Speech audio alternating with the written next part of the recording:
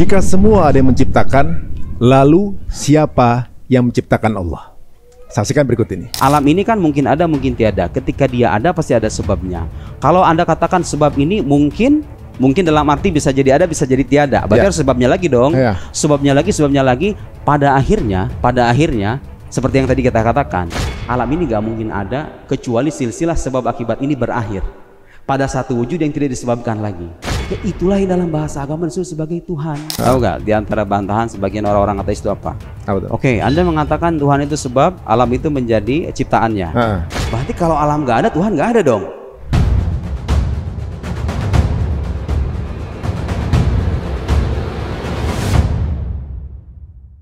Assalamualaikum warahmatullahi wabarakatuh. Alhamdulillah kembali lagi di Cerita Untung. Terima kasih untuk semua supportnya ya. Dan berikut ini kita kembali menghadirkan sebuah konsep baru di mana kita bisa langsung berdiskusi dengan narasumber. Untuk siapapun yang tertarik, monggo silakan DM ke Cerita Untung. Alhamdulillah di sini sudah banyak anak-anak muda yang sepertinya open minded dan ingin juga berdiskusi langsung. Boleh tepuk tangan dulu buat yang ada di sini semua dong. Waduh, masya Allah, luar biasa ya. Jadi nanti semua yang mau bertanya dipersilakan untuk bertanya, tapi harus nyebutin akun IG-nya biar followernya nambah, ditambah biar kita tahu ini bukan fake account ya, gitu ya.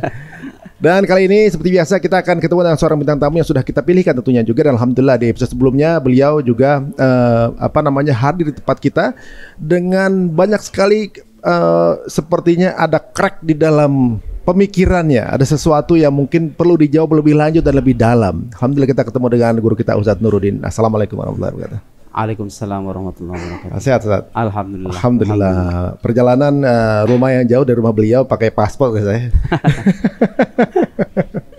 Dan di sini belum lama ngobrol dan langsung ngobrol bahasa Arab sama para pengunjung yang di sini. Berarti menunjukkan bahwa di sini juga nih para pemikir-pemikir muda yang juga kepo, pengen tahu gitu. Bagaimana Ustaz, dari podcast terakhir ada impact ke antum, ada yang bertanya langsung ke antum atau gimana? Kalau pertanyaan di kolom komen sih banyak Ustaz. Iya, pertama itu sebagai salah satu upaya kita ya, memperkenalkan kepada publik bahwa dasar-dasar keimanan yang kita peluk, seperti yang bisa Anda simak di podcast sebelumnya, itu memiliki pijakan rasional. Memiliki pijakan rasional yang bisa kita uji bersama. Tentu dengan kesadaran penuh bahwa di luar sana akan ada orang-orang yang berupaya untuk mencari celah untuk melihat sisi-sisi problematis dari penjelasan itu, ya. Itu hal yang biasa-biasa saja. Nah, maka itu saya berharap kesempatan kali ini bisa menjadi momen untuk meluruskan beberapa kesalahpahaman terkait penjelasan yang sudah kita paparkan. Benar sekali. Nah, itu pertanyaan yang Mas Ari ajukan itu Mas, termasuk pertanyaan yang paling banyak diajukan oleh orang-orang ateis di luar sana. Nah, itu memang termasuk tokoh terkemuka imamnya orang-orang ateis, katakan begitu, Richard Dawkins. Dalam bukunya itu Outgrowing God, dia juga mengatakan begitu. Do you believe in God? Which God? Apa kamu percaya Tuhan yang mana gitu kan? Kira-kira begitu kan? Terus ada lagi pertanyaan-pertanyaan. Bertrand Russell misalnya, salah seorang filsuf ateis, juga pernah mengajukan pertanyaan yang tadi Pak Ari ajukan. Kalau seandainya segala sesuatu itu ada yang mengadakan, siapa yang mengadakan Tuhan? Kan kira-kira begitu. Nah, Bertrand Russell dalam salah satu bukunya memutuskan untuk menjadi ateis ketika dia tidak menemukan jawaban yang memuaskan atas pertanyaan ini. Dia sendiri nyari, padahal dia seorang filsuf. Bertrand Russell ini, tapi filsuf ateis. Nah, karena itu saya kira ini penting ya untuk menjawab pertanyaan ini secara rasional. Jadi jangan Anda mengira bahwa kritikan-kritikan, bantahan-bantahan yang diajukan kepada penjelasan para sarjana muslim atau yang beberapa diantaranya kita paparkan kemarin itu nggak ada jawabannya. Semua ada jawabannya ya. Sekarang kita akan jawab pertanyaan tadi itu dengan jawaban yang saya harapkan bisa dicerna oleh orang-orang awam ya. Sebentar, tahan dulu Ustaz. Teman-teman di sini boleh nanya ya kalau tiba-tiba ada yang tiba-tiba nyelip di kepala dari penjelasan Ustaz yang kayaknya ini perlu pendalaman lagi nih, monggo silakan nanti ditanyakan. Tapi sebelum kita lanjutkan, ini beberapa buku yang ada di sini yang kemudian sebelumnya kita sudah bahas secara singkat Ustaz ya. Nah, salah satunya juga mungkin ini logical fallacy ya. Tapi sebenarnya buku yang terkait dengan ini adalah mengenai ketuhanan. Seputar ketuhanan itu saya bawa pulang. Nggak ada di sini. Jadi mungkin nanti penjelasan lebih lanjutnya bisa dicari ya. Nah, pertanyaan yang pertama tadi. Kalau memang semua ada yang menciptakan, yang nyiptain Allah siapa? Baik. Saya akan jawab dengan beberapa poin sebagai berikut. Satu, Saya ingin mengoreksi kesalahpahaman sebagian orang, termasuk dari kalangan orang beragama itu sendiri, yang mengatakan bahwa segala sesuatu yang ada itu ada yang mengadakan. Itu salah. Jadi tidak ada teolog muslim terdidik yang mendalami hazanah teologi Islam dengan sangat baik yang mengatakan bahwa segala sesuatu yang ada itu ada yang mengadakan. Salah. Yang benar adalah segala sesuatu yang ada dari ketiadaan ada yang mengadakan. Jadi saya nggak mengatakan segala sesuatu yang ada yang mengadakan. Yang kita katakan adalah segala sesuatu yang terbukti ada dari ketiadaan atau segala akibat itu butuh kepada sebab. Jadi para filsuf muslim, para teolog muslim nggak ada yang mengatakan bahwa kalau sesuatu itu ada berarti ada sebabnya. Bukan begitu redaksi yang benar. Kalau sesuatu itu terbukti ada setelah sebelumnya tiada, maka dia ada yang mengadakan. Itu yang benar. Atau redaksi lainnya, setiap akibat itu butuh kepada sebab. Every effect must have a cause. Likulli musabbab labudda lahu min sabab. Itu redaksi Arabnya. Ya. Segala akibat. Perhatikan Mas. Segala akibat butuh kepada sebab. Pertanyaan saya sekarang, Tuhan akibat apa bukan? Bukan. Ya, bukan dong. Justru kita klaim Tuhan itu sebagai first cause, sebagai sebab utama. Kalau dia sebab, berarti nggak sah Anda mengatakan siapa sebab dibalik sebab ini. Orangnya bukan akibat kok. Iya. Lihat, saya berikan permisalan yang sangat sederhana sekali. Kalau Anda sekarang melihat bangunan ini misalnya tadinya berupa tanah kosong, di sini nggak ada bangunan. Oke? Katakanlah misalnya tahun 2004 Anda melihat ini tanah kosong. Lalu kemudian Anda lewat lagi ke tempat ini, melihat sudah ada bangunan. 3 bulan kemudian lah katakan, ya kan? Anda perlu bukti nggak untuk mengatakan bahwa ini pasti ada yang bangun? Nggak perlu tuh. Itu common sense kan? Coba saya mau nanya, kenapa atau apa yang menjadikan kita yakin bahwa bangunan ini bisa kita katakan ada pembuatnya? Apa yang buat kita yakin bahwa bangunan ini nggak mungkin mengadakan dirinya sendiri dan sudah pasti ada yang buat? Apa? Karena tadinya nggak ada. Bagus. Tadinya dia nggak ada, kemudian ada. Bukan karena dia ada, tapi karena dia itu ada sebelumnya tidak ada. Jadi dia ada dari ketiadaan. Tadinya nggak ada, kemudian ada, maka nalar kita itu langsung menyimpulkan pasti ada yang buat lah bangunan itu, ya kan? Dan Anda perlu bukti nggak untuk mengatakan bahwa setiap akibat butuh kepada sebab itu perlu bukti nggak? Nggak perlu dong, itu udah common sense gitu loh. Itulah yang dimaksud dengan kalau dalam filsafat itu pengetahuan aksiomatik. Pengetahuan yang nggak perlu bukti, Mas. Jadi orang sehat di mana-mana, orang yang logikanya sehat, semuanya akan mengatakan kalau ada sesuatu tadi yang nggak ada, kemudian ada, ya pasti ada sebabnya lah. Apa buktinya? Gak perlu bukti kali yang begituan mah gitu ya. Itu contoh pengetahuan yang sifatnya aksiomatik, bersifat pasti gitu loh. Nggak perlu dibuktikan lagi. Sekarang misalnya di hadapan kita ada kopi, kemudian di sini ada buku, kemudian di sini ada bangunan, kursi. Ini barang-barang kita yakini ada pembuatnya. Kenapa? Karena kita melihat barang ini dia itu tersusun, kemudian tadinya itu nggak ada, kemudian dibuat, berarti ada pembuatnya. Jadi yang membuat kita yakin alam ini ada bukan karena dia ada, tapi karena dia ada dari ketiadaan. Catat itu baik-baik ya. Jadi karena alam itu merupakan akibat, maka kita simpulkan bahwa setiap akibat butuh kepada sebab. Jadi gitu ya. Nah sekarang begini, emang terus kenapa Tuhan itu nggak boleh dikatakan ada sebabnya? Perhatikan, ini sangat penting untuk dipahami oleh para generasi muslim ya, terutama anak-anak muda yang kerap kali dibingungkan oleh pertanyaan semacam ini. Sekarang begini Mas Ari, perhatikan. Di hadapan saya ada kopi. Anggap ini peserta semuanya megang kopi semuanya ya. Mas Ari bilang sama saya, Mas Nuruddin, jangan minum kopi kecuali setelah dia minum kopi dulu. Terus Mas Ari juga bilang, kamu juga jangan minum kopi kecuali setelah dia minum kopi dulu. Kamu juga jangan minum kopi kamu kecuali setelah dia minum kopi dulu. Kamu jangan minum kopi kamu kecuali setelah dia minum kopi dulu. Terus begitu sampai nggak ada ujungnya. Sampai nggak ada ujungnya tuh, digantungin semuanya. Jadi nggak akan ada minum kopi. Nggak ada minum kopi, bagus. Nggak akan ada minum kopi. Alam semesta itu, kalau silsilah sebab akibat di alam semesta itu A bergantung kepada B kepada C kepada D, sampai tidak ada ujungnya. Alam ini nggak bakal ada. Nggak jadi alam ini kan. Berarti kalau begitu, menurut penalaran yang logis, silsilah sebab akibat itu harus berakhir pada satu wujud yang nggak disebabkan.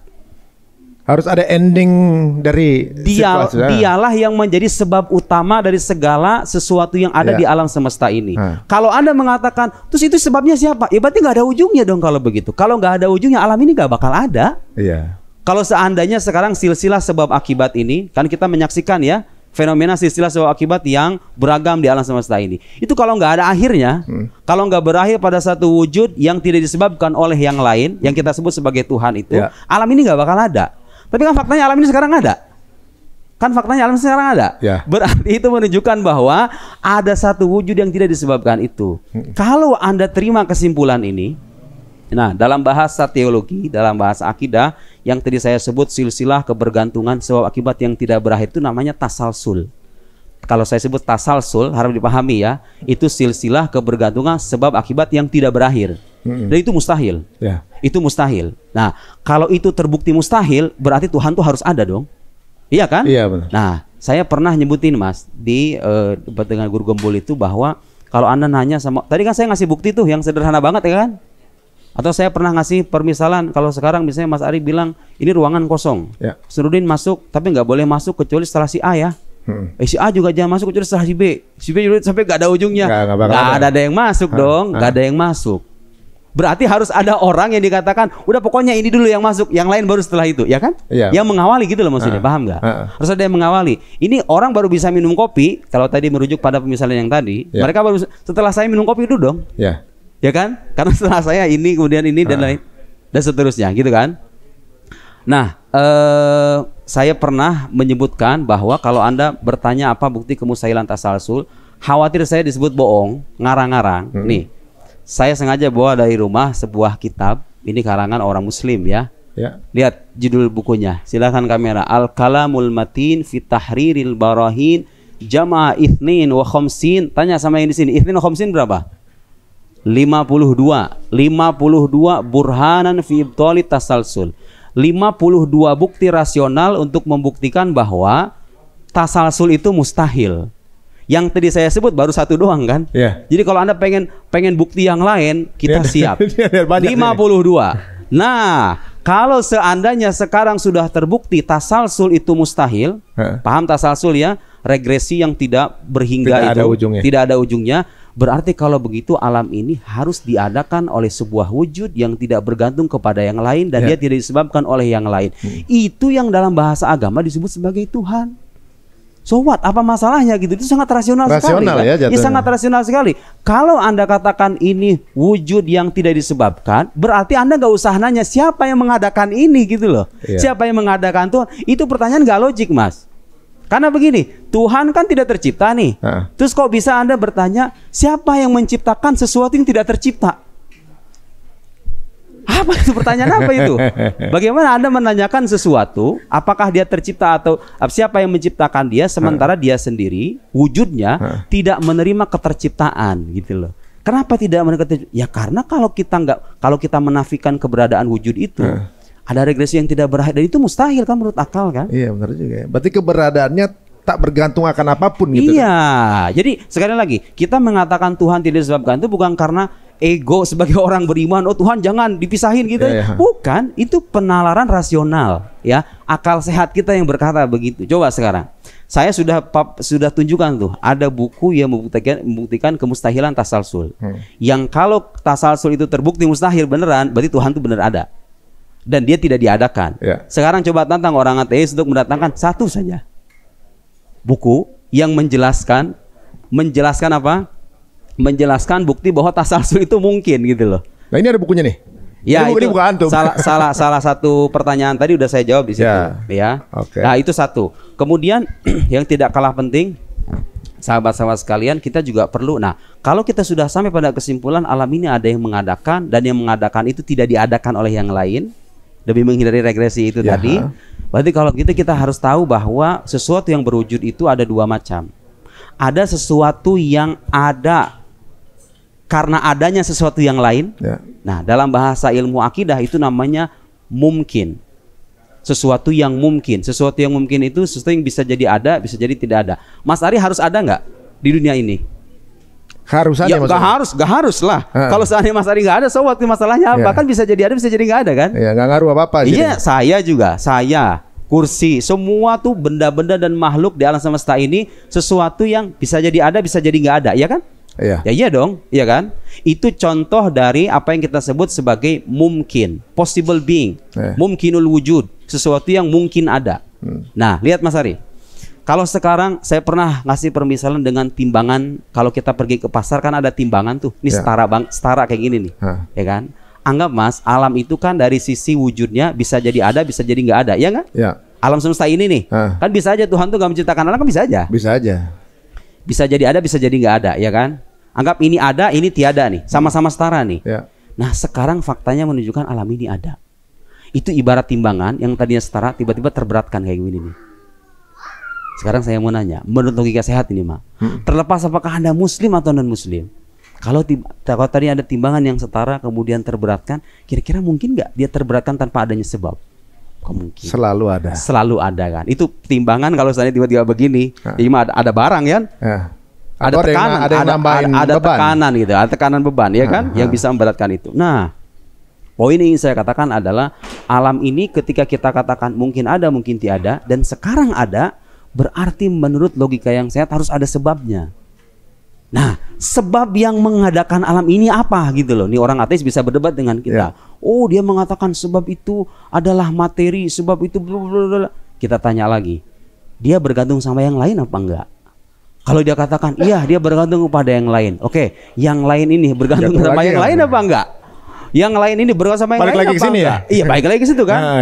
Makanya ini penting, membuktikan kemustahilan tasalsul itu penting supaya kita bisa memastikan secara yakin dan mantap bahwa Tuhan yang merupakan pencipta alam semesta yang tidak diciptakan oleh yang lain itu benar-benar ada secara rasional.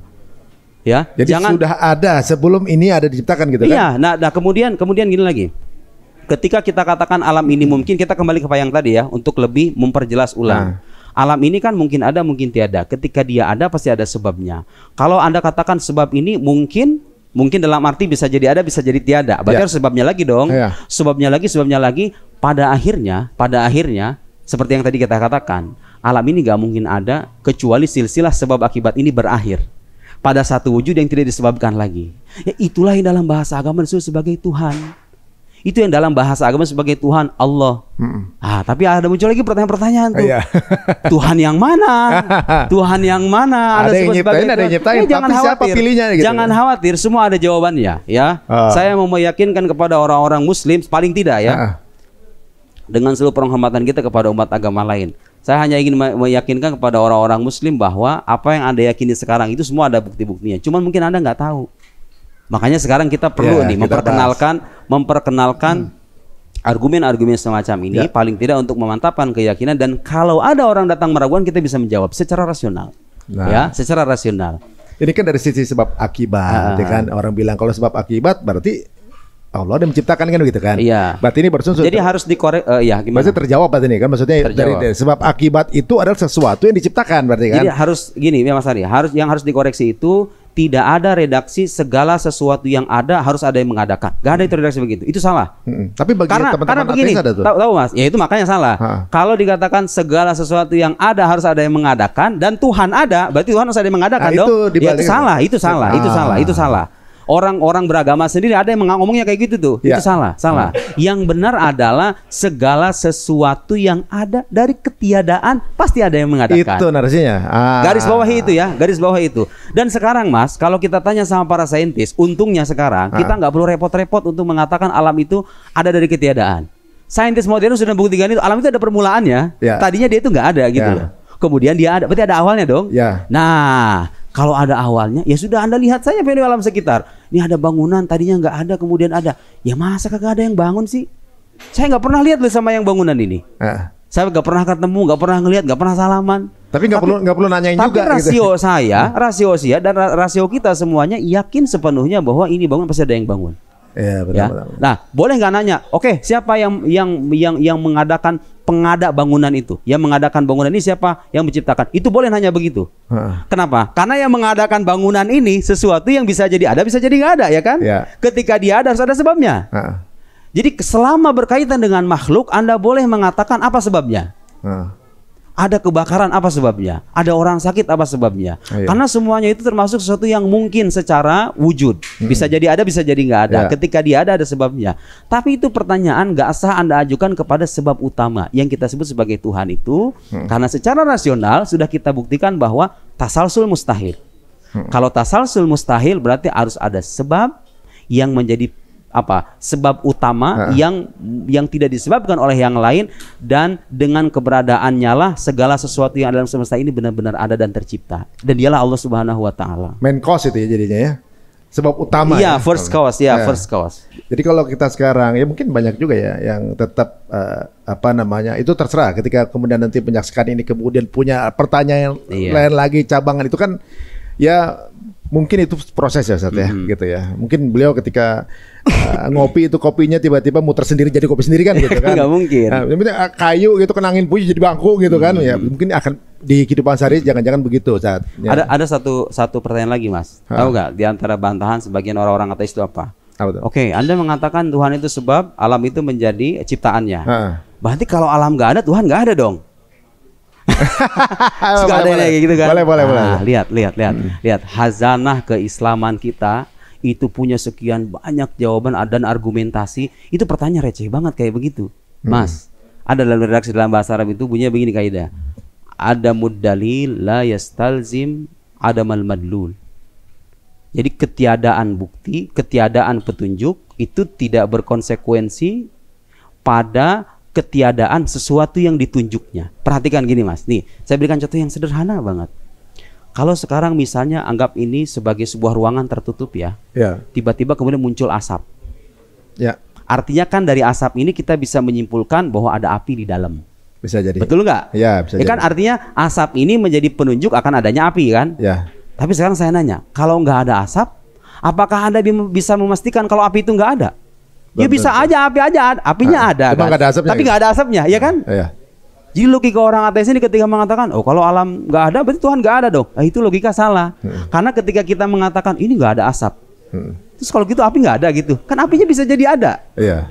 Asapnya yang nggak ada itu loh. Jadi ketiadaan bukti itu tidak berkonsekuensi pada ketiadaan sesuatu yang ditunjuknya gitu loh. Contoh lain Mas, contoh lain.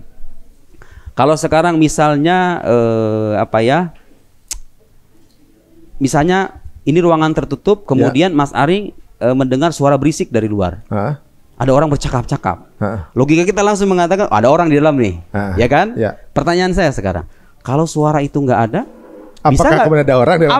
Apa gitu artinya orangnya nggak ada juga? Belum tentu. Ya bisa jadi orangnya ada, tandanya nggak ada. Orangnya tidur, ngedem gitu loh. Maksudnya diem aja gitu kan? Bisa jadi. Jadi kalaupun alam ini nggak ada, Tuhan tetap ada. Jadi Anda nggak bisa mengatakan kalau alam nggak ada, Tuhan nggak ada, karena ketiadaan bukti tidak berkonsekuensi pada ketiadaan sesuatu yang ditunjuknya. Alam itu menunjukkan akan keberadaan Tuhan. Tapi kalau alam nggak ada, dengan logika tadi tuh, kalau alam nggak ada, ya Tuhan bukan berarti nggak ada dong. Iya. Sesuatu yang nggak bisa dia lihat atau dia indera gitu, belum tentu berarti itu nggak ada kan? Jadi itu kaidahnya tadi itu. Ada muddalil la yastalzim adamal madlul. Jadi tidak adanya bukti itu bukan berarti sesuatu itu nggak ada gitu loh. Benar. Kan bukti itu hanya pertanda Mas. Benar. Hanya pertanda gitu loh. Dia hanya menjadi tanda bagi kita bahwa ada sesuatu nih. Tapi kalau buktinya nggak ada, ya sesuatu itu ada gitu loh. Bisa jadi kan buktinya nggak nampak. Ketika ada asap pun berarti meyakinkan itu mah ada. Kalau ada asapnya kan gitu kan. Iya, kalau ada asap kita bisa yakin ini ada api nih. Tapi kalau asapnya nggak ada, jangan bilang apinya nggak ada. Iya. Kan bisa jadi apinya ada tapi nggak ngeluarin asap. Nah, gitu maksudnya. Jika andai kata alam semesta ini ada dan alam semesta ini nggak ada, ya Tuhan kita katakan ada. Kan Tuhan juga nggak berkewajiban menciptakan alam kok, terserah dia mau ciptakan atau nggak menciptakan kan. Nggak ada ngaruhnya buat Tuhan kan gitu. Jadi poin saya, Anda nggak bisa mengatakan kalau alam nggak ada, Tuhan nggak ada. Itu nggak nyambung, nggak logik gitu loh. Tapi itu yang diputer-puter sebenarnya. Iya itu tadi. Jadi memang di luar sana itu ada ya orang-orang yang nggak percaya Tuhan, dan dia mungkin ketidakpercayaan itu dipengaruhi oleh lingkungan, dipengaruhi oleh bacaan. Tapi dia sendiri itu masih membuka diri untuk tahu. Saya kira ada orang-orang ateis semacam ini yang membuka diri. Tapi di luar sana Mas, saya menyadari betul ada orang-orang yang Anda datangkan, jangankan kita kayak begini, 1000 dalil dihadapkan ke dari dia nggak bakal mau nerima. Memang pengen jadi orang ateis saja, ya udah selesai, terserah kamu gitu loh, nggak ada paksaan. Ada orang-orang kayak gitu. Iya benar-benar. Iya, saya nggak mengeneralisir semua orang ateis itu, nggak. Ada orang ateis yang jujur, yang memang mau menggunakan logika sehatnya. Saya baru beberapa hari yang lalu teman-teman baru dihubungi itu. Mungkin itulah salah satu berkah podcast Mas Ari itu. Ada tuh orang panjang gitu ya. Dia nge-WA saya bahwa dia itu selama ini mengalami kegundahan batin yang luar biasa. Dia bilang begini, saya itu di satu sisi merasa menderita ketika menyingsingkan keyakinan akan keberadaan Tuhan itu. Tapi di sisi lain dia terpengaruh gitu loh oleh bacaan, tontonan yang buat dia ragu, Tuhan ini ada apa enggak gitu loh. Jadi berkecamuk di batinnya itu. Mau bilang Tuhan ada, dia udah terlanjur terpengaruh oleh pikir begituan. Mau dibilang nggak ada, kok kayaknya ada kekosongan batin gitu loh. Jadi poin kita itu dengan forum semacam ini hanya ingin menegaskan bahwa wahai orang-orang yang beriman, ketika Anda mengimani keberadaan Tuhan itu, saya ingin meyakinkan Anda bahwa keimanan itu sangat rasional dan ada landasannya. Yang nggak mau percaya, ya silakan urusan Anda, gitu kan? Jadi Tuhan itu mewajibkan kita beriman, tapi kalau Anda nggak mau, Tuhan nggak maksa. Tapi ingat ada pertanggungjawaban. Nih Mas, ini terlepas dari bukti yang tadi itu ya. Jadi bukti kita udah selesai nih. Andai kata nanti ada pertanyaan, kita jawab lagi. Jadi ada satu hal yang menarik untuk kita renungkan bersama. Kita ini sebagai orang beragama nih, andaikan ini mah andaikan ya. Andaikan Tuhan nggak ada nih, kita tuh nggak rugi apa-apa loh. Kita tuh nggak rugi apa-apa loh dengan meyakini keberadaan Tuhan. Andaikan Tuhannya nggak ada nih, andaikan ya, kita berandai-andai Tuhannya nggak ada, kita tuh nggak rugi apa-apa loh. Gak bakal diadilin juga. Kita nggak rugi apapun gitu kan. Justru dengan kepercayaan kepada Tuhan itu hidup kita semakin teratur, tahu panduan hidup ya kan, ada agama. Kita nggak rugi kok meyakini keberadaan Tuhan itu. Tapi bagi orang-orang ateis yang nggak percaya Tuhan, bagaimana kalau Tuhan beneran ada? Ayo.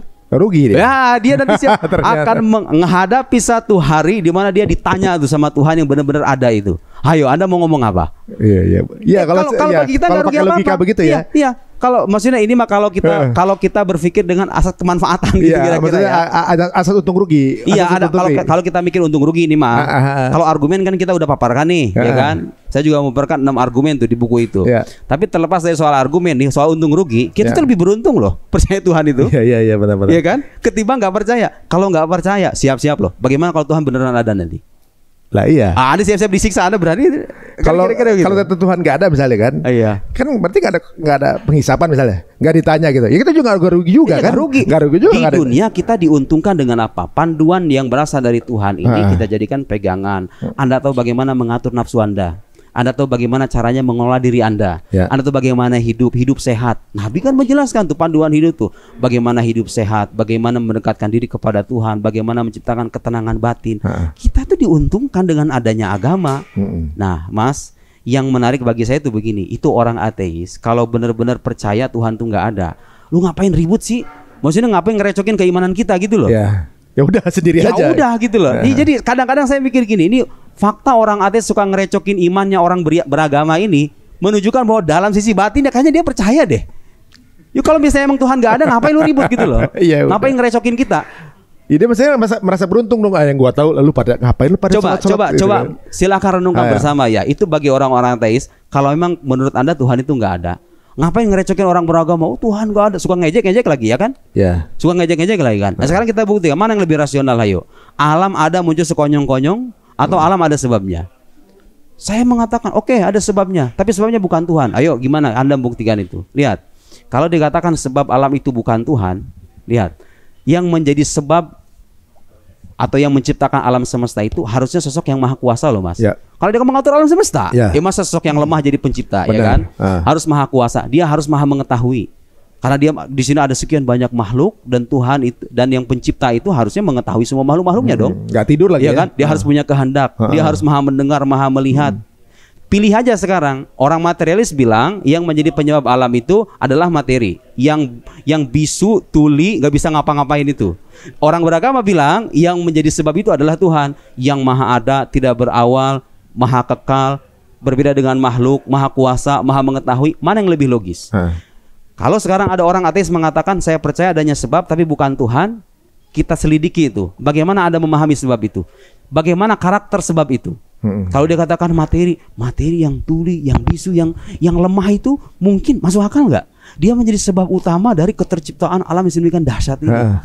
Kalau gitu loh. nggak punya kemampuan mengatur yang punya kemampuan. Iya kan. Berarti sebetulnya kalau kita mengatakan ada Tuhan yang maha kuasa, maha mengetahui, sebenarnya sangat logis gitu loh. Iya. Udah di luar nalar manusia sebenarnya. Ada satu sisi di mana ternyata diteliti kalau manusia itu pasti worshiping something. Pasti dia menyembah akan sesuatu, even though materi. Iya. Sekalipun materi kan. Sekalipun orang ateis juga. Iya. Dia misalnya sangat intens dengan pekerjaannya atau juga punya duit banyak. Yang disembahkan kehidupannya itu kan. Ya, sesuatu yang sampai akhirnya dia masuk ke kesimpulan apa yang disembah seorang manusia adalah waktu yang diluangkan paling banyak, itulah yang dia sembah kan gitu. Kalau dia menyembah pekerjaannya, duitnya segala macam, itu yang disembah sebenarnya. Dia mau mengalokasikan waktunya untuk sesuatu yang dia paling percaya untuk membuat dia tenang. Sudah menjadi naluri manusia. Nalurinya kayak gitu. Tunduk kepada sesuatu yang lebih besar dari dirinya gitu. Makanya sebetulnya fenomena keberagamaan itu sepanjang masa akan selalu ada. Sepanjang sejarahnya orang-orang yang inginkan kepada Tuhan itu selalu minoritas. Kalau dikumpulin nih manusia sedunia sepanjang sejarah gitu kan, orang-orang ateis itu minoritas sebetulnya. Iya benar juga. Kita nggak bicara negara per negara nih. Manusia secara keseluruhan tuh pada umumnya percaya. Karena begini, ya itu tadi gitu, kembali kepada akal sehat. Jadi kalau saya boleh menggunakan istilah ini, sebetulnya ateisme itu penyakit nalar, penyakit ada yang nggak beres tuh dengan nalar seseorang ketika mengatakan gak ada penyebabnya alam itu. Ada gitu aja tiba-tiba. Lo Anda setiap hari pergi ke dokter, pergi ke sekolah, pergi ke sini mengamini lo adanya sebab akibat itu. Gak mungkin lah, wah sakit tiba-tiba, pasti ada sebabnya kan? Iya, orang sakit gara-gara apa gitu kan? Iya. Kenapa sebabnya apa sih? Jadi pasti ada gitu kan? Ngelihat misalnya ini Anda pergi hiking ke gunung misalnya, nggak ada orang sama sekali. Ngelihat ada tanda pejalan kaki, itu otak kita langsung ngomong begini loh, ini pasti ada yang jalan sebelumnya di sini nih. Iya kan? Karena apa? Karena ada tanda, karena ada bekas, karena ada efek. Berarti kalau ada efek ada sebabnya dong. Nah alam ini kita katakan efek, kenapa? Karena dia itu ada dari ketiadaan. Ya berarti ada sebabnya gitu loh. Ini satu penalaran yang sangat masuk akal seperti yang kita lihat gitu ya. Nah sekarang ketika masuk dalam konsep bahwa memang akhirnya semua ada yang menciptakan kecuali ya tadi zat Tuhan ini gitu kan. Yang menjadi pertanyaan berikutnya adalah, nah, Tuhan ini teman-teman lagi pada berasap semua ya kepalanya ya. Siapin pertanyaannya ya. Tuhan yang mana? Cuma pilihannya zat Tuhan itu ada. Cuma kan ada banyak opsi Tuhan nih di kehidupan kita nih. Ada yang paganisme juga ada. Ada yang menyembah Maradona. Kan itu ada juga. Ada yang menyembah Sarukan gitu. Ada yang menyembah K-pop gitu. Ada yang menyembah mungkin ya dengan keyakinan berbeda. Bagus. Kenapa Allah? Bagus. Ini pertanyaan bagus ya. Dan saya kira banyak orang di luar saya yang mempertanyakan hal ini. Dan saya berkali-kali melihat tulisan atau obrolan dari sebagian dari kalangan mereka ya yang suka mengajukan pertanyaan ini.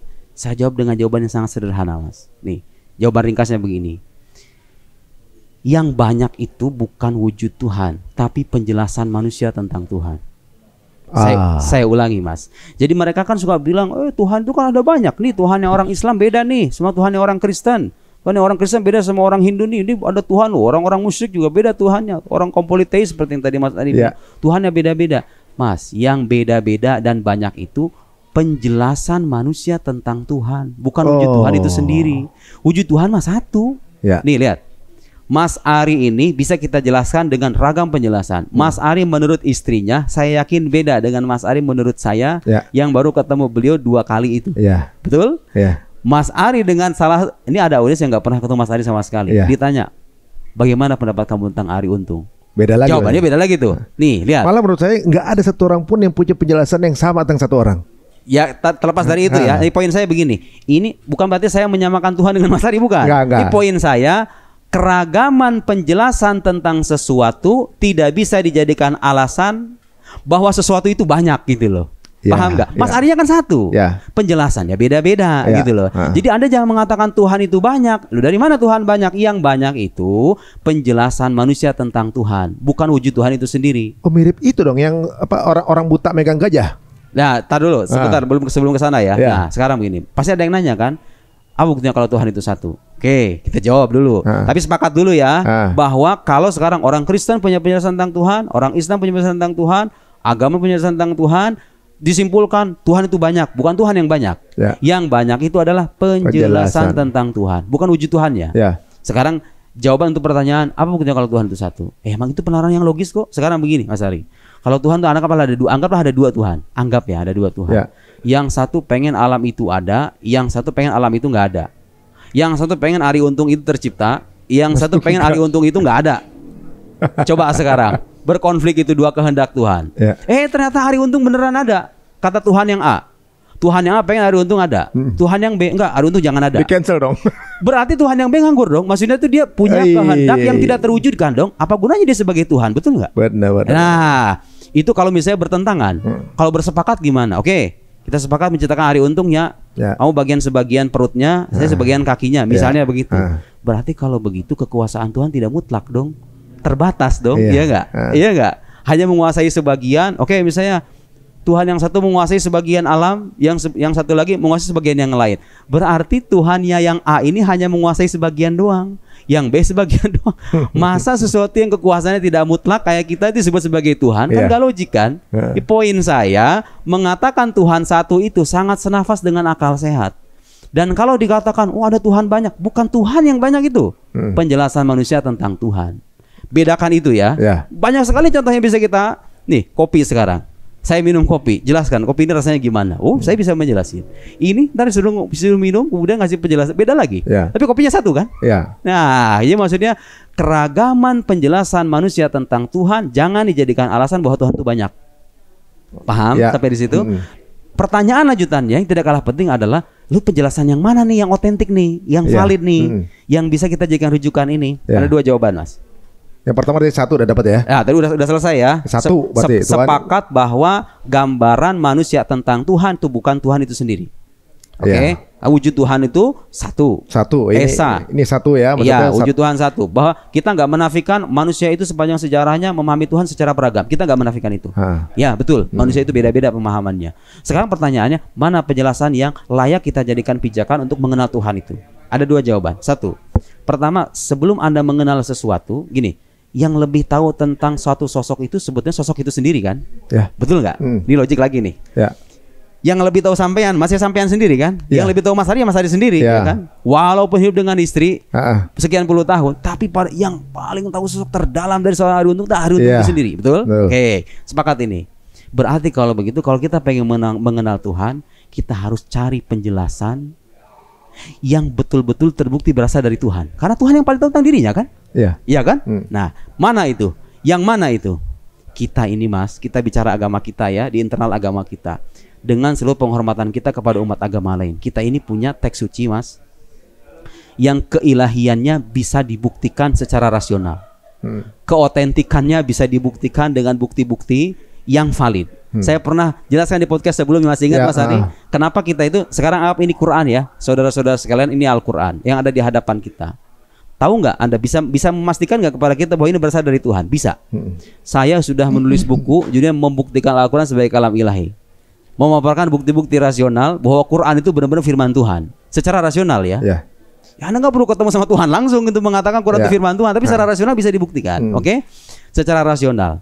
Contohnya diantaranya yang paling mudah seperti yang pernah saya bahas kemarin. Nabi Muhammad itu nabi yang ummi, la yaqra wa la yaktub, nggak membaca, nggak menulis, nggak pernah belajar filsafat agama, belajar sejarah, belajar para rabi Yahudi, pendeta Nasrani, tapi bisa mendatangkan kitab suci yang berisikan informasi berlimpah, kabar orang terdahulu, kabar yang akan datang, penjelasan tentang Tuhan. Dari mana itu, ya kan?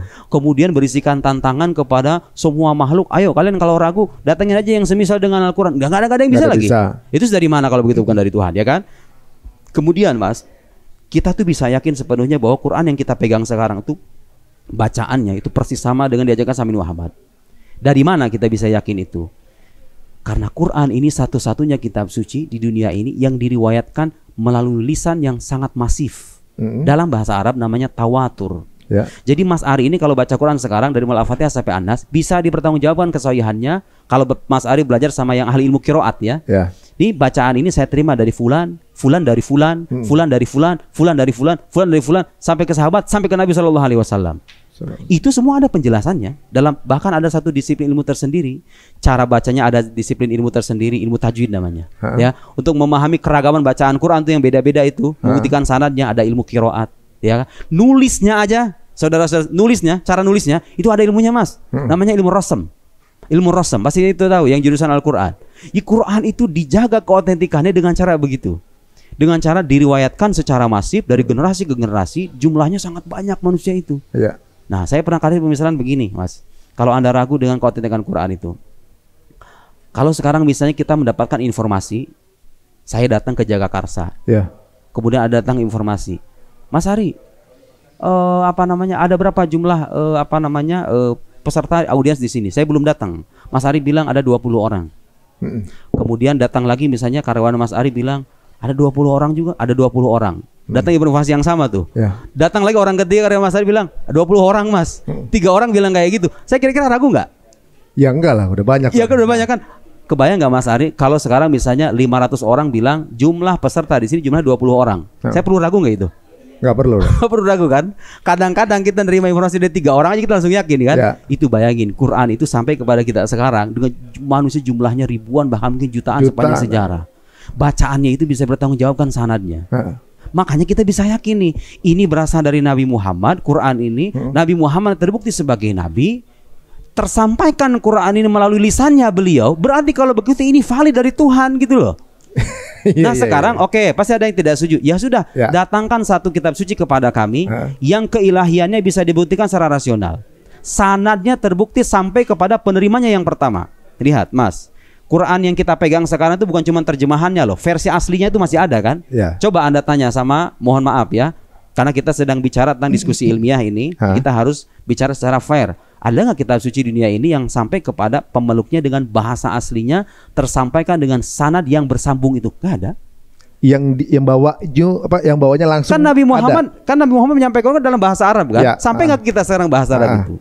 Tapi kan ada, iya kan? Arab juga kan? Otentik kan? Berarti kalau kita pengen tahu tentang Tuhan itu seperti apa sifat-sifatnya, ya rujuklah Al-Quran. Karena Quran ini sudah tervalidasi gitu keilahiannya. Itu satu. Kemudian yang kedua, untuk mengenal Tuhan itu, Tuhan memberi kita satu alat. Dan ini menjadi semen perekat antara semua manusia, yaitu akal sehat. Jadi keyakinan yang benar tentang Tuhan harusnya nggak boleh bertentangan dengan hukum akal. Contohnya? Nah sekarang ya, yang menarik Mas, dalam Islam itu kalau Anda belajar akidah ketuhanan, Masya Allah, dalil dari Al-Qurannya lengkap, dalil secara rasionalnya juga ada. Makanya ada dalil akli, dalil nakli, semua Mas. Semua penjelasan tentang ketuhanan, sifat ada, tidak bermula, kekal, itu ada dalil rasionalnya. Ada dalil tekstualnya dari Al-Quran. Jadi sehingga dengan begitu kita bisa yakin bahwa ini Tuhan yang kita kenal. Satu, terbukti secara rasional, sifat-sifatnya juga nggak ada yang bertentangan dengan hukum akal. Kemudian berasal dari kitab suci yang terbukti keotentikannya, terbukti keilahiannya, sanadnya jelas kepada Nabi. Sosok yang kita katakan sebagai Nabi juga terbukti sebagai Nabi beneran gitu kan. Bukti-buktinya berlimpah. So apa lagi yang perlu kita ragukan gitu kan. Jadi kalau Anda mengatakan mana penjelasan otentik, ya itu tadi jawabannya. Cari penjelasan tentang Tuhan yang bukti-bukti rasionalnya lengkap. Ya, tanpa saya menyebutkan kata Islam, oke gini aja, cari penjelasan tentang Tuhan yang bukti-bukti rasionalnya lengkap. Kedua, cari penjelasan tentang Tuhan yang bukti-bukti tekstualnya, bukti-bukti kewahyuannya, maksudnya kitab suci ya, yang itu benar-benar terbukti berasal dari kitab yang benar-benar firman Tuhan. Sesuai dengan dan itu bisa divalidasi, dibuktikan secara rasional, diuji bersama. Makanya itulah pentingnya, itulah istimewanya Islam. Islam itu punya kitab suci yang bukti keilahiannya bisa diuji secara rasional, bukan hanya secara indrawi. Kalau nabi-nabi terdahulu mukjizatnya itu bersifat indrawi. Nabi Musa membelah lautan, Nabi Ibrahim tidak terbakar. Kan sekarang orang zaman sekarang nih, tapi kan aku nggak ngelihat loh. Kan kira-kira begitu ya. Meskipun kita meyakini, karena kenapa? Mukjizat-mukjizat itu yang bersifat indrawi itu nggak kita nafikan ya. Kita nggak mengingkari, kenapa? Kan itu tersampaikan melalui lisan orang banyak. Mutawatir tadi itu, makanya kita percayai. Tapi yang menjadi keunikan ajaran Islam adalah mukjizat itu nggak hanya terbatas pada hal sifatnya indrawi itu. Ada satu mukjizat hadir di hadapan kita, bisa diuji bersama. Itu Al-Quranul Karim. Makanya kalau pengen tahu penjelasan otentik, ya itu tadi, teksnya harus benar-benar terbukti berasal dari Tuhan. Harus juga didukung dengan argumen rasional, dan semuanya ada Mas nih. Buku saya udah. Jadi saya menjelaskan bukti-bukti rasional. Bukti-bukti tekstualnya ada, bukti-bukti rasionalnya ada. Yang mau baca-baca, yang nggak mau baca silahkan terserah. Jadi poin saya, kalau Anda nanya bukti sama kita, bukti-bukti tekstualnya, oh subhanallah, itu berlimpah, bukti-bukti rasional juga berlimpah. Saya belum Mas Ari, bawa seandainya saya bisa bawa, saya pengen bawain itu, pengen nunjukin aja sama orang-orang bahwa kita itu nggak kekurangan dalil. Ya, andai saya penjelasan saya ini ada kriteria-kriterianya, bisa dijawab kok.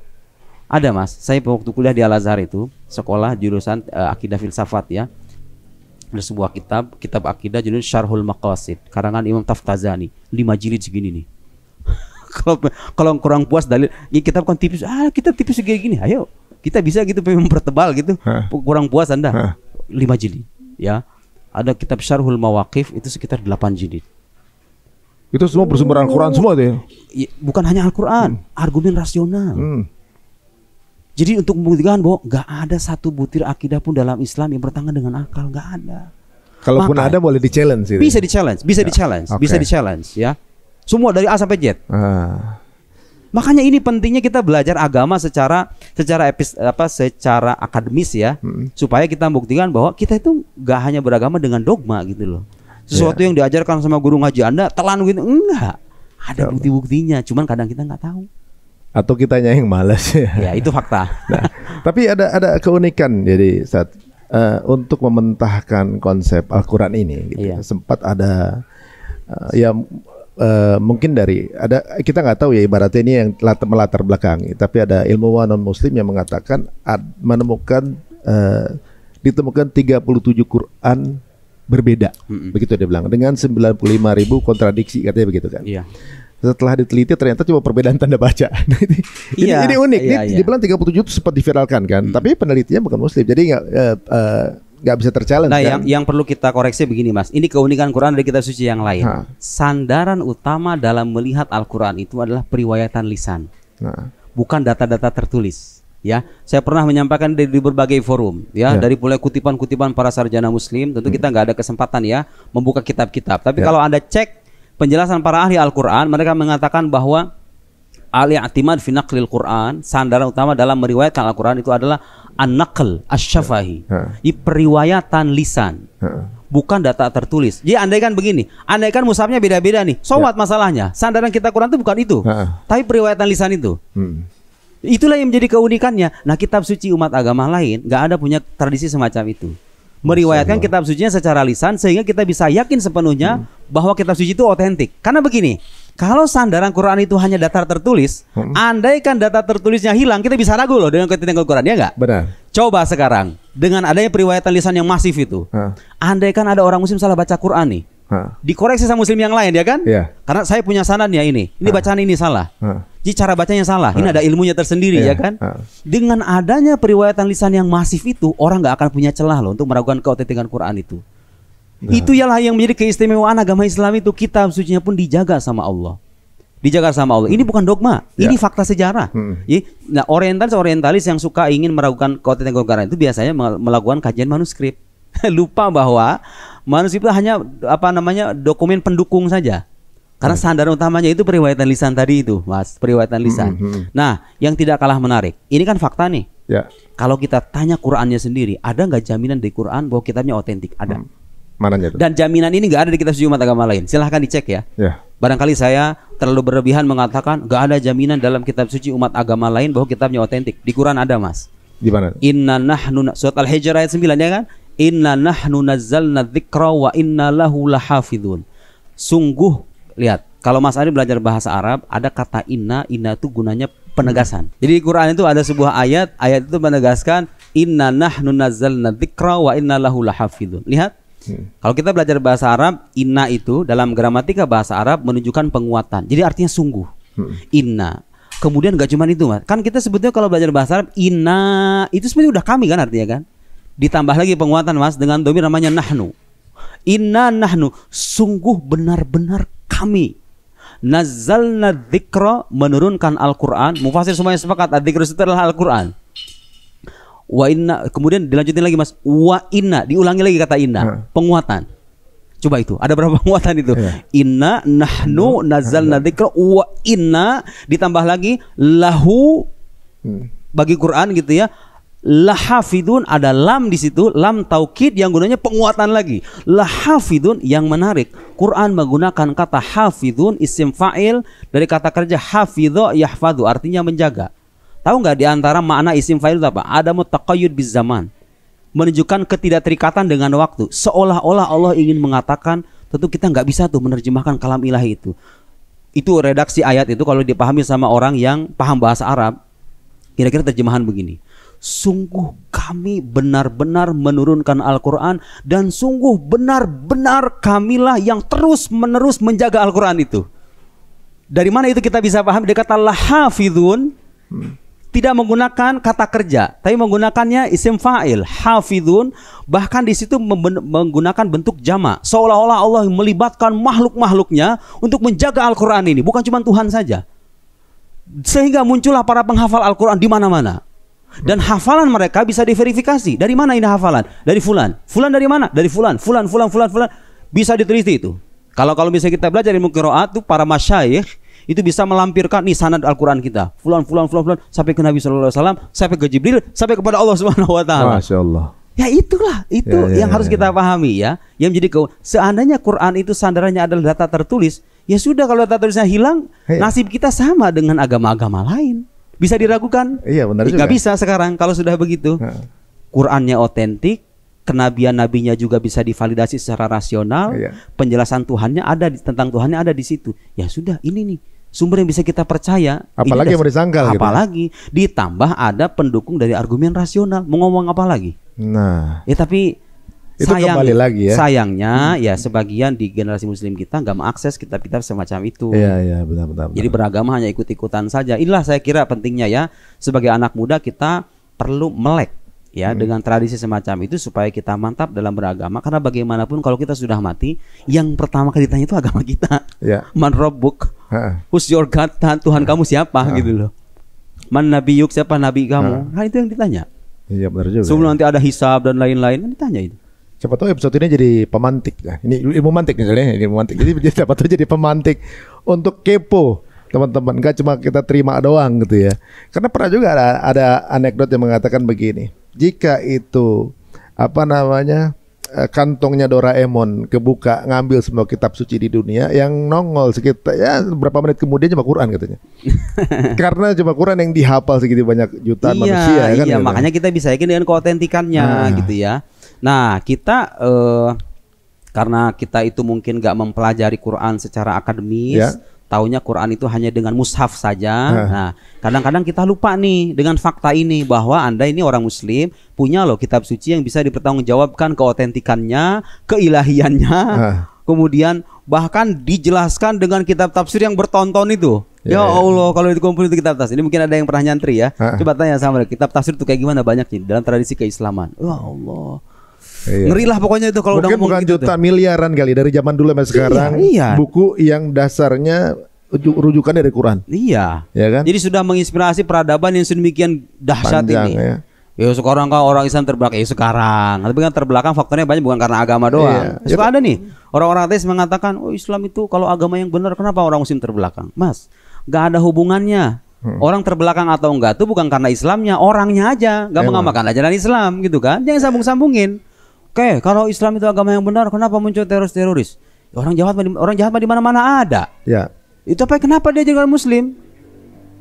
Ya, itu kan yang jelas itu bukan karena agamanya. Karena begini, kalau benar orang teroris itu hanya karena agama, itu orang Muslim semuanya mayoritas jadi teroris semua, ya kan? Coba sekarang, teroris kalau dibanding sama orang yang waras nih, lebih banyakan yang mana? Muslim yang waras kan?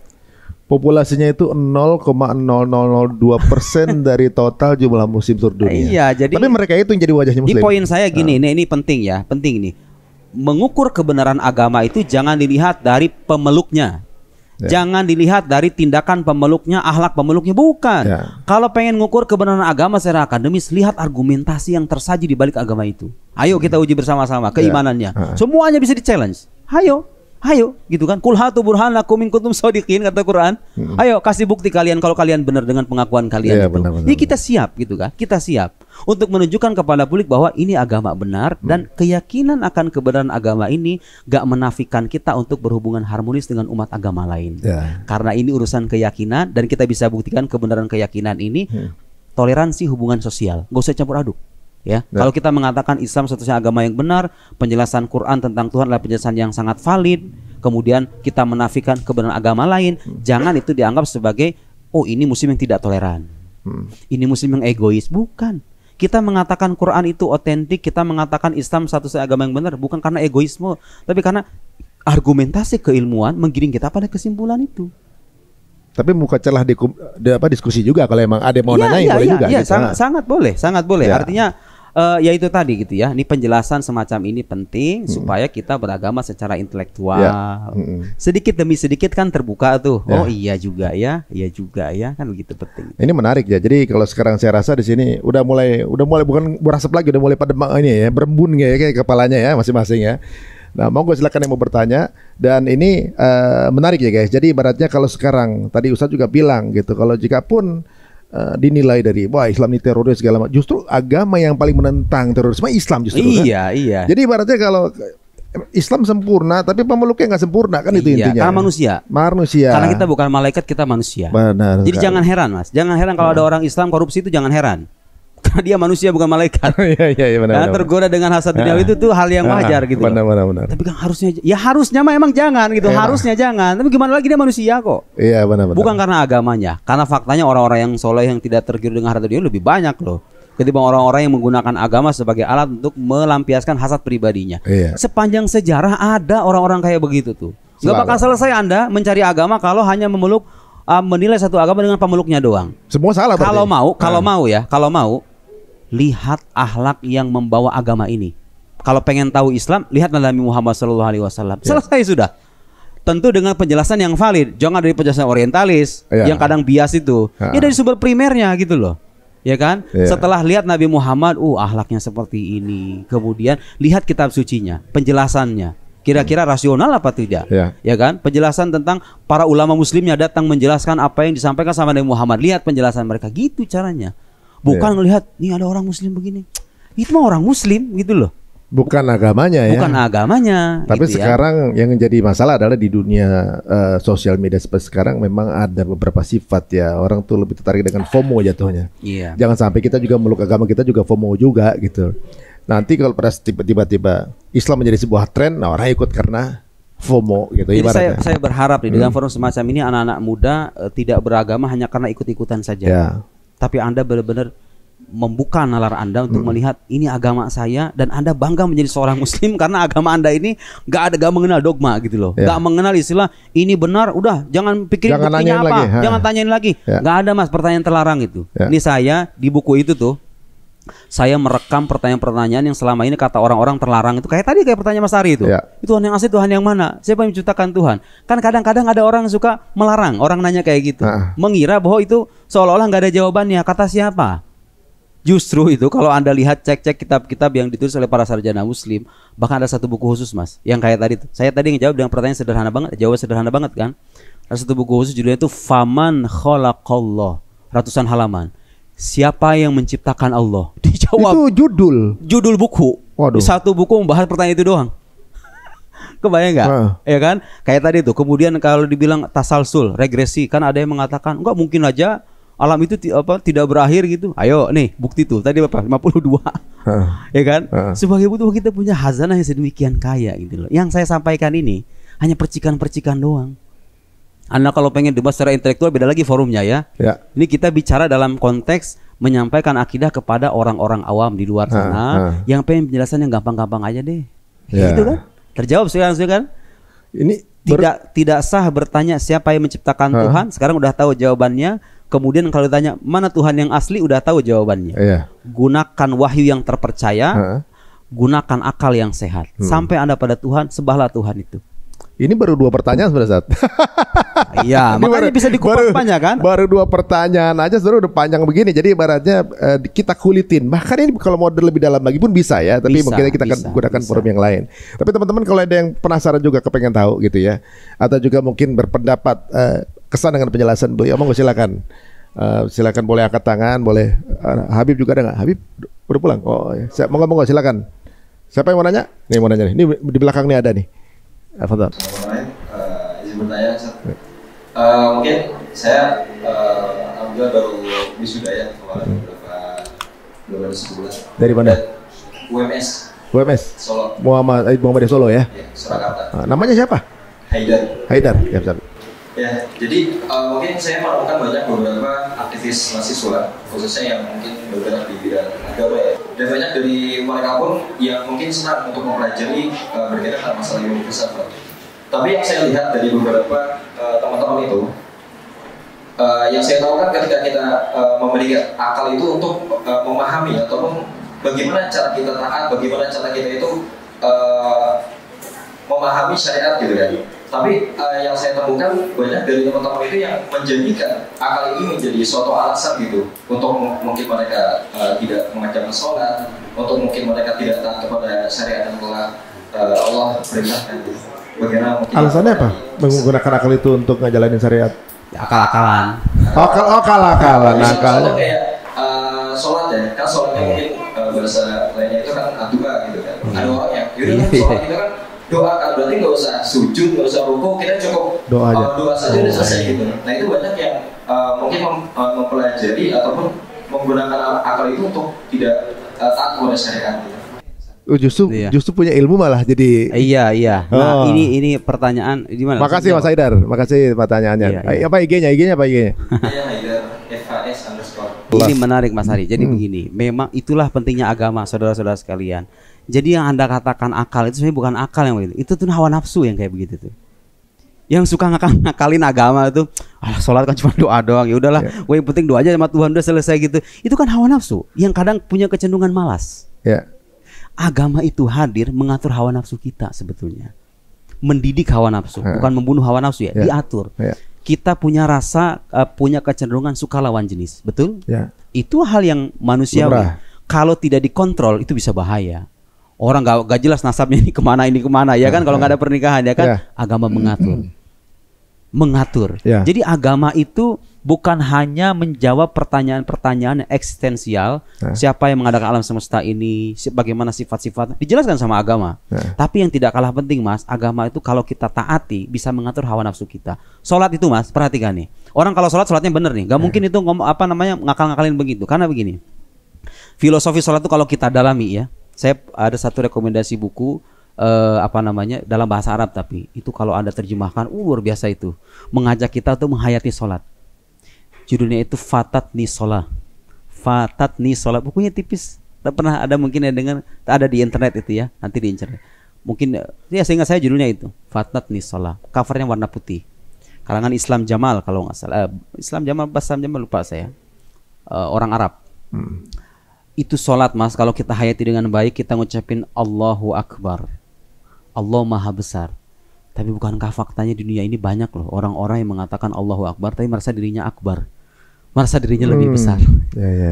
Itu orang kalau seandainya menghadapkan diri di hadapan Tuhannya dengan kerendahan dan kehambaan yang sejati, itu nggak mungkin tuh ngakal-ngakalin begitu. Justru dia akan menikmati sholat itu, bukan malah ninggalin. Kalau dia bisa menghayati pesan-pesan sholat itu, mengatakan Allahu Akbar, seketika masalah semuanya terasa kecil. Hanya Allah saja yang besar. Serahkan semuanya kepada Allah. Anda adalah hambanya dan Tuhan akan menyelesaikan masalah Anda. Tapi ikuti caranya, ikuti skenarionya, ikuti takdirnya. Diresapi Allahu Akbar. Kemudian ketika sujud, Subhana Rabbiyal A'la, Allah Maha Tinggi. Masalah saya rendah semuanya. Masalah saya semuanya kecil, hanya Allah saja yang Maha Tinggi. Itu sholat kalau diresapi, bukannya bikin orang ngakal-ngakalin syariat, justru bisa bikin dia tunduk setunduk-tunduknya kepada Tuhan. Nah, orang-orang yang suka ngakalin sholat kayak begitu tuh, itu bukan karena itu ada kecenderungan nafsu di sana, meninggalkan syariat. Memang begitu, nafsu kan kecenderungannya malas, gak mau capek dia mah, ya kan? Padahal itu sholat kalau kita resapi itu untuk diri kita loh. Mas Ari, lihat, orang itu bisa gak mandi seharian, ya kan? Bisa nyaman lah kalaupun gak mandi seharian, atau sekali sehari masih bisa kan? Tapi Allah merintahkan kita nyuci diri kita nih, bukan nyuci fisik ya, nyuci jiwa kita 5 kali. Sebagai bukti apa? Allah perhatian sama kita dong, itu maksudnya. Lagian tuh kalau itu naikkan berapa menit sih sholat itu? Kemudian Mas Adi lihat, dalam urusan seharian nih, makan minum kita bisa sehari sekali. Kebutuhan jasad.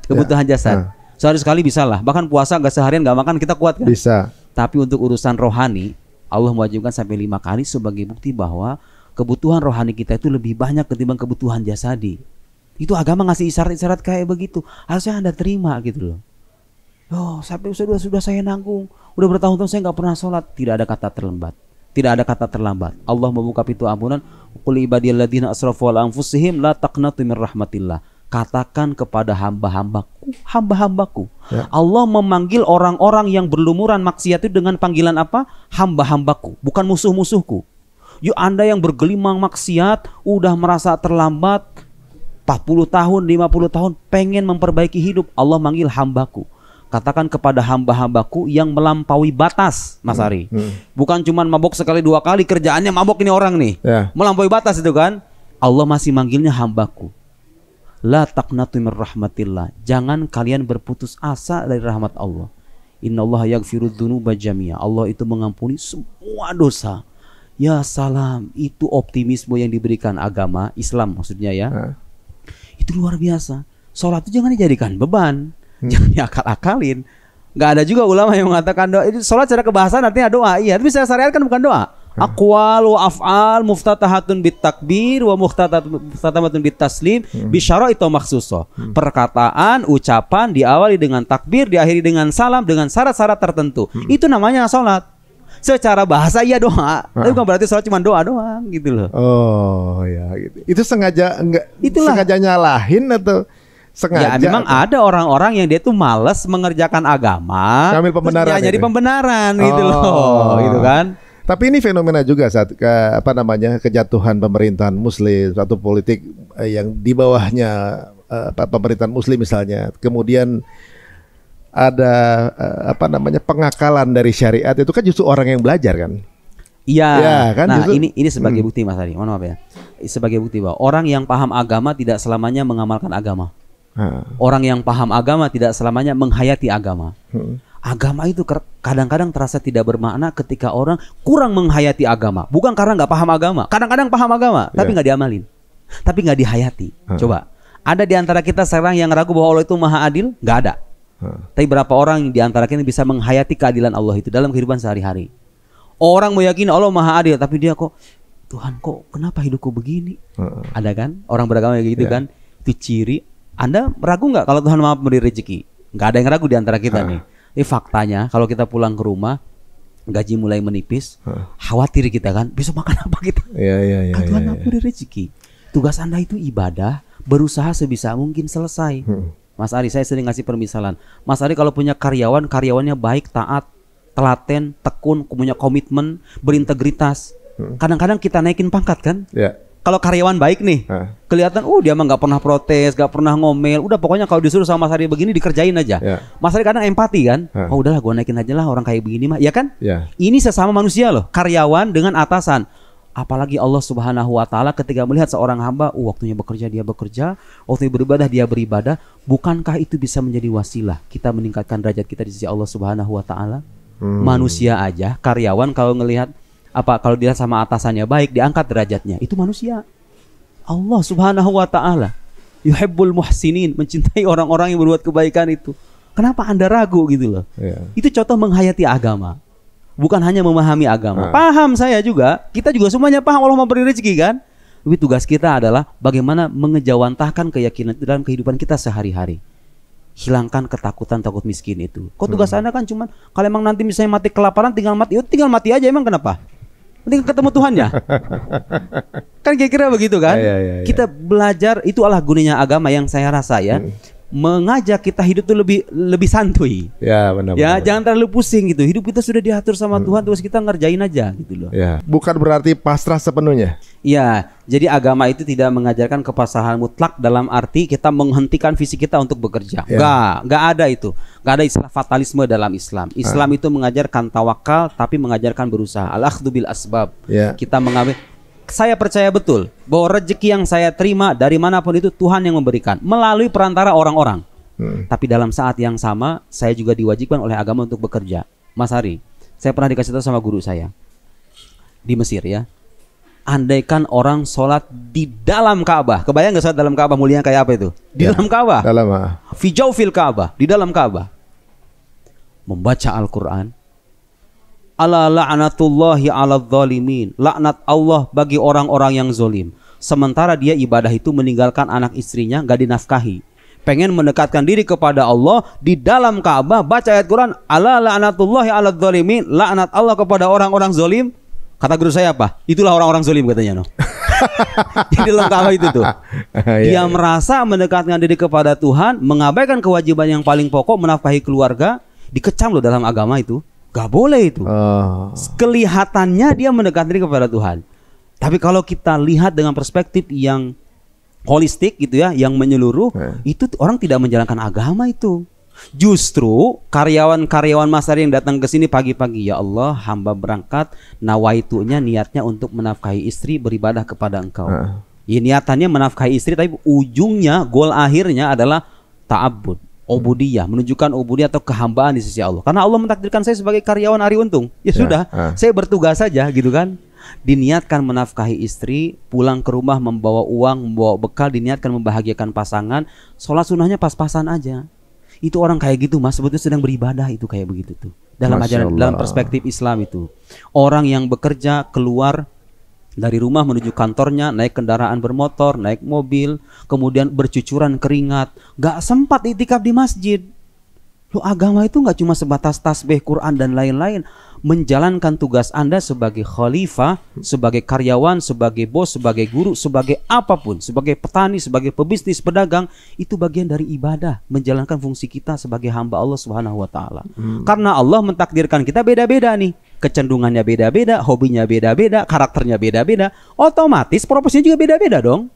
Iya, benar. Kerjakan itu. Disitulah Anda mengabdi kepada Tuhan Anda.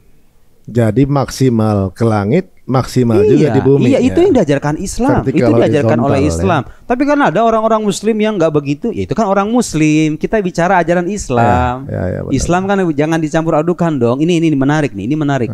Bahwa jangan sampai kita mencampur adukan sudut pandang kita kepada orang Muslim dengan agama Islam itu sendiri. Ya. Orang Muslim itu berupaya untuk menerjemahkan ajaran Islam. Tapi upaya mereka itu nggak sempurna. Tahu siapa yang paling sempurna mengejawantahkan ajaran Islam itu? Hanya satu manusia saja, Muhammad sallallahu alaihi wasallam. Kalau pengen tahu Islam dalam bentuk manusia, lihat sejarah hidupnya. Jangan lihat saya, jangan lihat Mas Ari, jangan lihat orang-orang ini. Gini orang lemah semua. Ya. Dan kalau Anda pengen tahu bukti kebenaran Islam, lihat ajarannya, argumentasinya, bukti-buktinya. Abaikan itu sudut pandang Anda terhadap orang-orang Muslim yang begituan itu. Emang kita juga menolak mereka kok. Ya kan, gak usah menunggu Anda untuk menolak mereka. Kita sendiri gak rela dengan mereka gitu loh. Teroris-teroris itu. Itu ya, saya kira penting itu sudut pandang semacam itu. Nah, benar sekali teman-teman. Jadi ibaratnya kayak semacam misalnya ada orang anti ISIS, nggak usah takut. Islam juga anti ISIS, gitu kan? Iya, Islam yang waras kan nanti juga. Gitu. Nanti juga, Insyaallah. Ini baru 3 pertanyaan guys. Jadi bayangkan kalau teman-teman satu buku ini bertanya semua kayak apaan tahu. Tapi ini mungkin menjadi hook buat teman-teman semuanya. Kita akan terus adakan diskusi seperti ini yang mudah-mudahan akan mengorek ini belahan folder yang ada di kepala. Yang biasanya kemarin kita punya pola pikir seperti apa, mudah-mudahan jadi ada minimal ada tertrigger pertanyaan-pertanyaan yang kemudian bisa menemukan siapa sebenarnya pencipta alam semesta ini gitu ya. Gimana kita mau lanjutkan apa gimana teman-teman ke depannya? Lanjut. Udah berabu gini kepalanya udah. Satu terakhir ya. Satu pertanyaan terakhir. Siap, monggo silakan. Bismillahirrahmanirrahim. Assalamualaikum warahmatullahi wabarakatuh. Waalaikumsalam. Perkenalkan, nama saya Sufi dari Depok.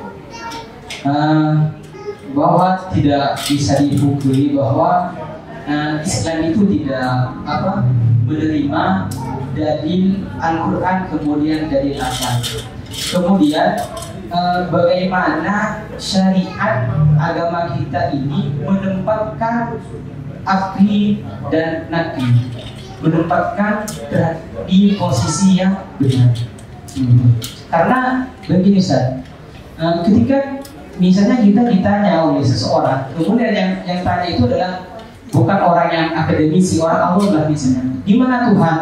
Maka kita jawab, Tuhan itu ada apa enggak? Maka kita jawab, kamu percaya enggak bahwa angin itu ada? Iya ada. Kamu merasakan apa enggak? Iya merasakan, tapi tidak nampak wujudnya. Itu kan dalilnya bisa.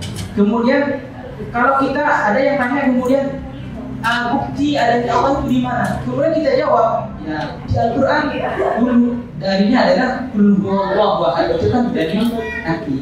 Maka bagaimana kita menempatkan posisi dalil itu kepada lawan bicara kita? Yang mungkin hanya itu pertanyaan saya. Dari siapa dulu nih? Assalamualaikum warahmatullahi wabarakatuh. Nama siapa nama? Nama Muhammad Zuhdi. IG-nya apa? Nah, jomblo juga kayaknya. Jomblo. Itu dia pertanyaannya. Kita menempatkan apa dulu gitu. Tapi tergantung lawan bicara seperti apa. Tapi guys, ini pertanyaan terakhir guys. Ini terakhir banget. Kita akan lanjutkan lagi. Kalau masih merasa haus akan penjelasan-penjelasannya, terus saya di kolom komen ya. Siapa tahu kita bisa live jadi tempat kalian ya. Oke. Monggo silakan Ustaz. Jadi begini, memang kita perlu memperhatikan kata ungkapan yang populer, khotibun nas ala qadri uqulihim. Bicaralah dengan manusia sesuai dengan kadar intelijensinya. Ya sama orang awam kita harus dengan penjelasan orang awam. Kadang-kadang Mas, nih saya kalau ngejelasin di forum ini dengan penjelasan ala filsuf, ala para teolog yang asli, saya yakin ini pada mumet semuanya. Gak usah mereka. Saya aja ya kan. Saya makanya kita harus berusaha untuk menyederhanakan argumen-argumen yang terpapar di kitab-kitab mereka itu. Kalau Anda berdialog dengan orang yang gak percaya kitab suci, gak percaya dengan Quran, gak percaya dengan hadis, seperti yang pernah saya bilang, satu-satunya senjata, dua tanda petik, yang bisa kita gunakan, karena itu semen perekat antara kita dengan dia, adalah akal sehat. Hukum-hukum akal yang bersifat pasti. Saya tadi bilang tuh, orang ateis, orang muslim perlu bukti nggak sih kalau setiap akibat itu ada sebabnya? Nggak perlu bukti itu mah. Itu semen perekat antara. Makanya kalau kita membuktikan keberadaan Tuhan kepada orang yang nggak percaya kepada kitab suci, caranya begitu dengan sehat. Oke, Anda percaya kan setiap akibat ada sebab? Alam ini bagaimana? Ada sebabnya atau tidak? Oh, ada sebabnya, tapi bukan Tuhan. Terus saja diikutin nama dia. Terus saja kita ikutin. Dengan rasio itu ya, pada akhirnya akan saya pada kesimpulan, enggak, alam itu ada yang mengadakan. Dan dia tidak diadakan oleh yang lain. Itulah kita sebut sebagai Tuhan. Dia punya sifat kuasa karena dia mengatur alam semesta. Masa enggak kuasa? Dia mau mengetahui dan rasio yang bermain. Ketika berhadapan dengan orang yang tidak mempercayai teks suci. Tapi kalau saya berdialog dengan orang-orang yang memang hidup di lingkungan tradisi keislaman, orang pesantren nih, lagi berdalil, ya kan? Ya, dalil itu kadang-kadang ya bukan hanya berasal dari rasio saja. Karena kita sudah hanya mengimani, kita sudah sampai pada kesimpulan bahwa Quran ini firman Allah, maka kita semua terikat dengan itu. Kadang-kadang kalau kita dialog dengan sesama muslim, kita menggunakan nakli. Dari nakli itu artinya teks yang berusaha dari Al-Quran atau hadis gitu kan. Ya itu sah gitu kan. Itu sah. Ini poin saya kira-kira begitu. Itu pun penjelasannya kalau misalnya kita orang yang di hadapan kitanya itu orang yang memang nggak bisa mencerna secara mendalam, ya perlu kita sederhanakan penjelasannya gitu ya. Kata Ibnu Rushd itu manusia itu ada yang Anda pernah menyimak istilah ada jadali, ada burhani, ada khitobi. Ada nalar manusia itu Mas Ari yang bersifat demonstratif dalam bahasa filsafatnya. Dia tuh hanya menerima argumen yang betul-betul ketat, yang betul-betul mendalam secara filosofis. Ada tuh yang kayak begitu. Itu ada di kampus, bukan di sini. Anda kalau datang ke mereka dengan argumen kayak saya tadi, wow, kritik bermacam-macam. Tapi ingat, kita bisa gitu loh. Kita bisa mendiskusikan secara filosofis itu. Tapi kadang-kadang manusia begitu tuh, penjelasan yang suka yang mendalam, yang filosofis, yang kental dengan bahasa-bahasa filsafat, ada yang kayak begitu. Baru menerima kesimpulan kita. Ada kebalikannya Mas Ari. Ada orang yang cukup dengan masalah-masalah sederhana saja. Kayak tadi itu. Contoh sederhana. Kayak tadi saya membuktikan kemustahilan tasalsul dengan ngopi tadi itu. Kan gampang banget kan?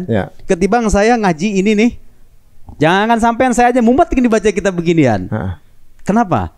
Karena ini masalah sebetulnya sudah terlampau jelas. Kalau dikatakan silsilah sebab akibat gak mungkin berakhir, itu sebetulnya udah jelas Mas Ari. Gak ada itu ceritanya silsilah sebab akibat nggak berakhir, itu nggak mungkin, nggak terbayangkan sama akal kita. Sesuatu yang jelas kalau diperjelas lagi semakin buram kadang-kadang, ya kan? Betul nggak? Makanya saya baca kitab ini sampai pusing saya. Tapi dengan penjelasan kayak tadi kan gampang banget kan? Tentu kalau Anda tidak puas, kita masih punya stok argumen yang sedemikian berlimpah gitu ya. Nah itu tadi. Tapi ada orang-orang yang di level di level pertengahan. Nah para filsuf juga nalar dialektis. Dialektis itu artinya di bawah demonstratif. Kalau demonstratif itu yang benar-benar ketat, yang benar-benar mendalam. Ada yang levelnya di bawahnya. Itu nalar yang dialektis gitu ya. Ini tentu bahasa-bahasa filsafat kayak begini ya sebagai wawasan aja. Bahasa-bahasa keren kayak begini ya. Untuk mengatakan bahwa orang ini beda-beda nih. Saya ngomong begini dengan penjelasan yang sederhana karena saya yakin betul bahwa yang menonton ini adalah orang-orang yang membutuhkan penjelasan sederhana. Andai kan kita diundang ke kampus debat dengan orang filsuf yang filsuf beneran gitu kan, tentu nggak begini penjelasannya. Tapi Anda sendiri bisa mencerna kan penjelasan bahwa Tuhan ada, tasalsul mustahil, Tuhan yang asli itu begini cara melihatnya, begini cara membuktikannya. Anda bisa mencerna kan? Ya sudah selesai gitu loh. Kalau Anda ingin memperdalami bagaimana dalil nakli, dalil akli Al-Quran secara terperinci, ya bacalah kitab-kitab akidah. Nanti antum bikin daurah aja itu. Lebih detail saja, lebih detail. Iya, harus detail. Tapi ada juga pasti yang kepo dengan itu bisa dipantik dengan obrolan seperti ini kan. Iya, saya kira begitu. Jadi ibaratnya penjelasan general kadang-kadang lebih mudah dipahami di awal sebagai pembuka pintu. Iya. Gitu. Ya kalau kita pikir memang kalau alam semesta nggak ada yang nyiptain, misalnya gravitasi sangat kuat, pasti semua alam semesta jadi bola doang. Ada gini Mas Ari. Oh, alam semesta itu kayak bola katanya. Kayak bola yang kalau misalnya kita lagi diam nih, bola kemudian terlempar ke kita. Iya kayak gitu katanya alam itu. Dia lupa. Bola tuh ada yang buat, Bos. Tetap aja. Bola itu ada yang buat gitu loh. Iya kan? Ya, dia lupa. Benar. Ada lagi saya pernah nyimak tuh obrolan orang ateis tuh bilang, Anda pernah lihat daun kan katanya? Turun secara tiba-tiba begitu. Ya itulah pakai gue itu alam itu seperti daun katanya turun dari pohonnya. Dia lupa, daun pun turun karena ada tekanan udara kan? Ada sebab kan pada akhirnya kan? Jadi nalar kita itu Mas Ari nggak bisa menafikan hukum sebab akibat itu. Nih, andai kan ada orang ngomong, saya tidak percaya dengan hukum sebab akibat. Oke, tahu nggak? Dia pada akhirnya akan dipaksa untuk percaya pada sebab akibat loh. Bagaimana caranya? Lihat, saya nggak percaya hukum sebab akibat. Oke, saya tanya, apa alasan kamu? Pasti dia ngasih alasan dong. Alasan ini sampai pada kesimpulan sebab akibat itu tidak ada. Berarti kalau begitu Anda meyakini alasan Anda menjadi penyebab bagi kesimpulan Anda, ya kan? Pada akhirnya Anda akan dipaksa mengimani sebab akibat pada akhirnya ketika Anda berargumen itu. Sebagai bukti bahwa itulah contoh pengetahuan yang aksiomatik itu. Nggak perlu bukti gitu. Self evident. Itu buktinya itu pada dirinya sendiri itu. Nggak bisa dibuktiin lagi. Semua pengetahuan kita itu kalau dirunut-runut ke atas itu berakhir pada pengetahuan semacam itu. Ada fondasinya. Di antara fondasi pengetahuan manusia itu hukum kausalitas itu. Atau juga hukum non kontradiksi, hukum identitas dan lain-lain. Nah, itu yang kita gunakan sebagai alat untuk membuktikan keberadaan Tuhan secara rasional. Kalau Anda terima hukum-hukum yang tadi saya sebutkan itu, kayak hukum sebab akibat itu, dengan penjelasan yang tepat ya. Bukan segala sesuatu yang ada yang mengadakan. Sekali lagi itu salah. Yang benar, segala sesuatu yang ada dari ketiadaan ada yang mengadakan. Atau segala akibat butuh kepada sebab. Karena Tuhan bukan akibat, karena Tuhan bukan ada dari ketiadaan, Anda tidak berhak menanyakan apa sebab di balik keberadaan Tuhan, karena dia tidak disebabkan. Itu menarik ya. Jadi, tapi ini butuh latihan saja. Misalnya ada yang tertarik untuk untuk mengulas ini, tentunya kayak merunut sesuatu itu terjadi karena ada sebabnya. Itu kan juga latihan juga kan. Berarti jadi semua hal yang ada di dunia ini tidak terlepas dari ketergantungan dengan zat lain kan tentunya juga kan. Dan gak mungkin gak berakhir, pasti ada akhirnya. Pasti ada akhirnya. Di situlah baru. Ya udah di situ kita ngomong udah siapa ini yang terakhir ini. Anda mengatakan materi ya monggo, tapi masa materi menjadi sebab utama di semua yang ada ini. Dia bisu, tuli, gak bisa ngapa-ngapain, itu yang lemah itu. Masa? Nah kita menawarkan itu Tuhan yang maha kuasa, maha mengetahui, maha berkehendak, maha ini, maha itu kan lebih logis kan? Dengan alam semesta yang sedemikian dahsyat ini gitu kan? Dan ilmuwan bisa menjelaskan kedahsyatan itu. Kita meyakini di balik alam semesta ini ada satu sosok yang dia maha berkuasa, maha segala-galanya, maha indah, maha sempurna, maha segala-galanya. Apa yang bertentangan dengan akal sehat dengan keyakinan semacam ini loh pertanyaan saya. Jadi ada juga memang kaum-kaum yang merasa ada pencipta tapi nggak mau menentukan Tuhan yang mana. Iya ada. Berarti berhenti di pembahasan kita di pertanyaan kedua tadi. Iya. Ayo kita buktiin aja mana Tuhan yang asli ini. Ya kita uji aja. Ada nggak kitab suci selain Al-Quran yang bisa diuji keotentikannya, diuji keilahiannya, divalidasi sanadnya, ketersambungannya dengan penerimanya yang pertama ini? Ada nggak? Ya saya belum menemukan. Anggaplah misalnya Anda mengatakan tidak ada, mungkin ada. Ya saya nggak menemukan dan kita nggak menemukan. Yang bisa kita jaga rujukan sekarang adalah Al-Quran, karena saya tahu bahwa ini validasi keilahiannya, keotentikannya. Ya sudah.